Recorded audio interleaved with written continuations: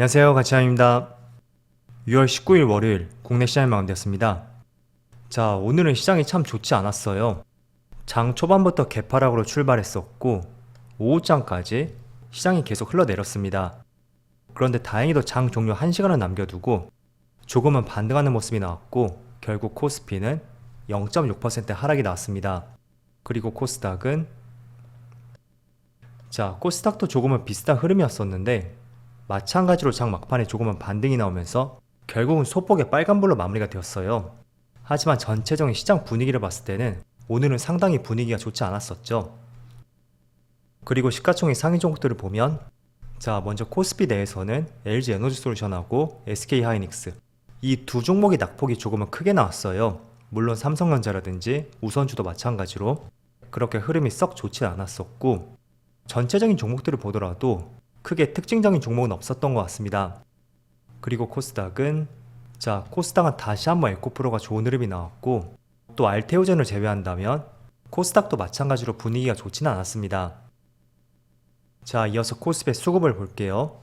금요일에는 외국인의 많은 순매수가 들어왔었다면 오늘은 또 외국인의 많은 순매도가 나왔고 3,600억 정도 되죠.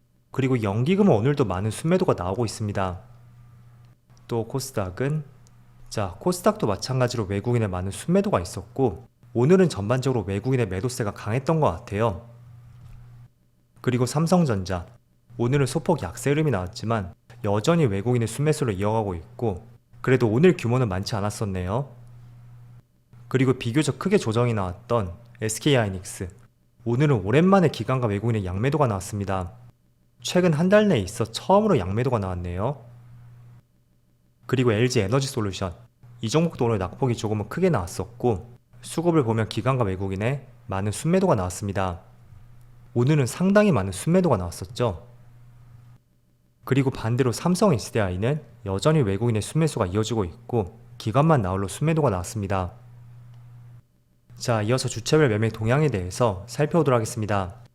6월 19일 외국인이 가장 많이 매수한 종목은 하나에어로스페이스, 현대롭템, 삼성전자, 삼부토건, 한국항공우주 오늘은 전체적으로 방산 관련주를 많이 매수했었네요. 그리고 기관의 LG화학, 현대로템, 한국항공우주, LG디스플레이, 에코프로비엠 기관도 마찬가지로 오늘 방산 관련주를 많이 매수했어요. 이어서 해외 증시를 볼게요. 모처럼 미국 증시가 어제는 조정이 나왔어요. 지난주 금요일이었죠. 0.7%의 약세 흐름이 나왔었고 그리고 S&P 500은 0.4% 그리고 다우지수도 0.3% 하락이 나왔습니다. 또 추가적으로 반도체 지수는 오랜만에 1% 가까운 하락이 나왔습니다. 그래서 오늘의 국내 시장의 흐름에 대해서 어떤 특별한 이슈가 나왔던 것은 아니고요. 그동안 많은 상승에 따른 주가의 과열을 시키는 과정이다. 이렇게 이해를 해보시면 좋을 것 같습니다. 그래서 지금 하이닉스가 4% 하락이 나오고 있고 또 LNF도 5% 가까운 하락이 나오고 있어요. 그리고 LG에너지솔루션도 현재 5% 가까운 하락이 나오고 있더라고요. 물론 에너지솔루션은 한 가지 이슈가 있었지만 그걸 제외하고도 대부분의 업종들이 보면 오늘 파란불이 들어오고 있습니다. 하지만 미국 시장의 흐름을 보시는 것처럼 지금 그동안 너무나 많은 상승이 나왔단 말이에요. 때문에 오늘과 같은 이런 흐름들이 앞으로 더 발생이 될 수도 있고요. 그에 따라 국내 시장도 오늘처럼 흔들리는 움직임이 나올 수도 있습니다.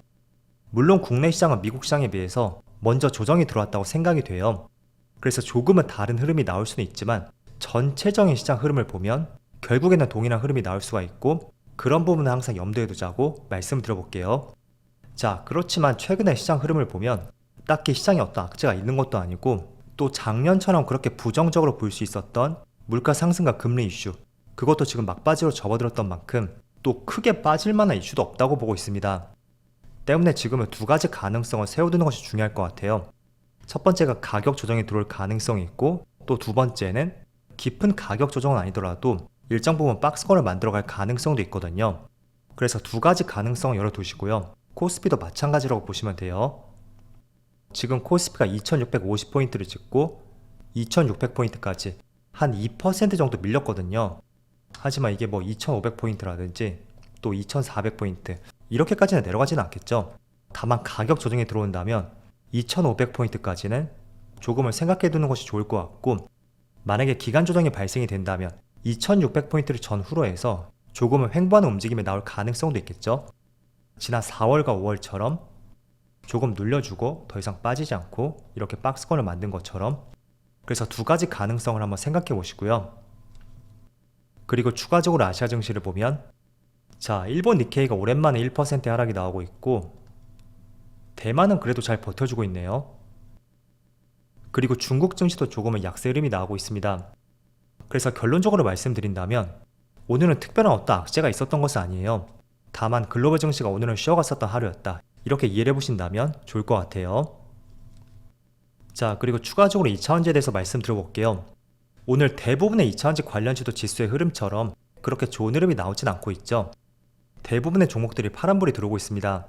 자, 그런데 LG화학만 오늘 상승이 나오고 있어요. 일단 한 가지 이슈가 있었는데 LG화학은 에너지솔루션의 대주주죠. 지분이 무려 81.84%를 확보하고 있어요. 그런데 약 2%, 2조 원치를 매각하겠다는 이슈가 있었고 그 때문에 오늘 굉장히 약세 흐름이 나오고 있습니다. 자, 먼저 결론을 말씀드린다면 일단 지분 매각 이슈 같은 경우에는 굉장히 단발적인 이슈라고 볼 수 있습니다. 그래서 오늘 급락이 나왔지만 정말 길어봐야 이틀 정도? 그 정도 영향을 미칠 것이고요. 이건 길게 갈 수 있는 재료는 아니다, 이렇게 이해를 해보시면 될 것 같아요. 그리고 일반적으로 지분 매각이라든지 유상증자 또는 블록딜 있죠.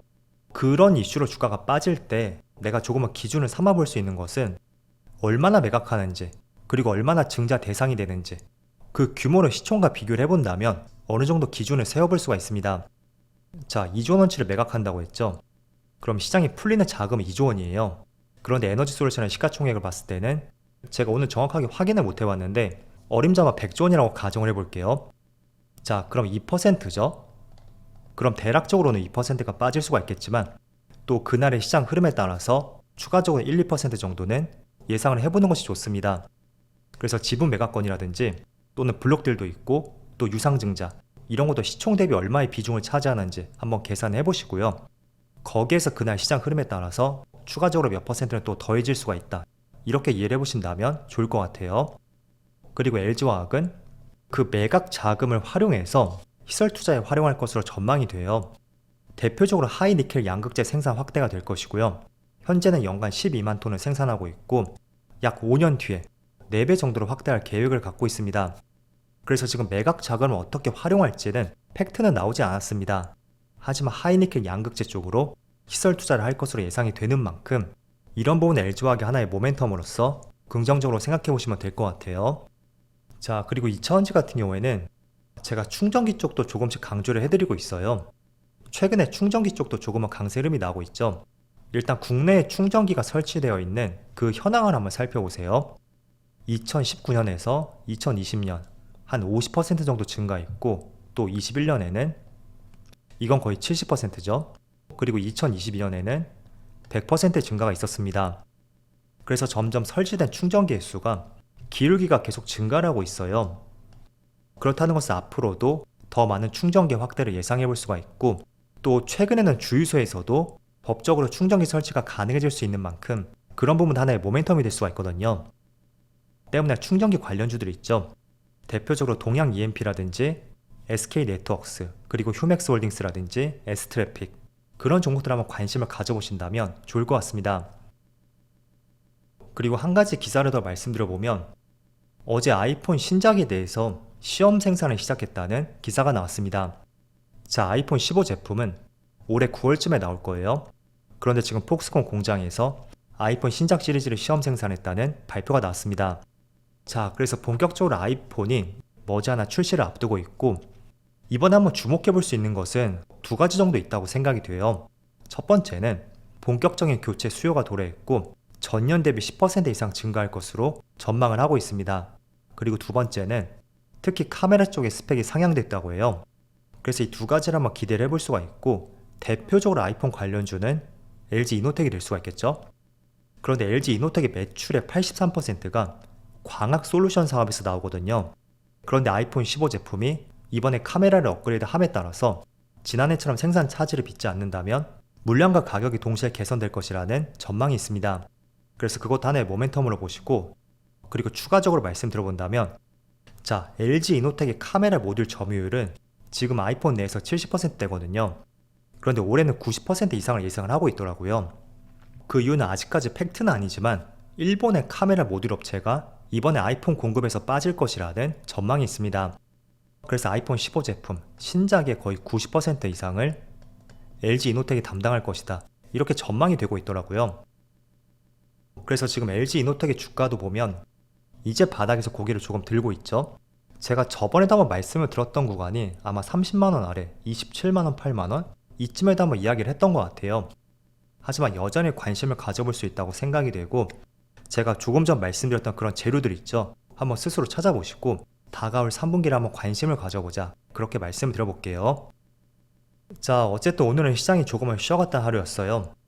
이런 구간이 또 있어야지 그걸 발판으로 삼고 또 크게 뛰어오를 수 있는 만큼 조금은 쉬어갔던 하루라고만 생각해 보시면서 오늘 영상 여기서 마치도록 하겠습니다.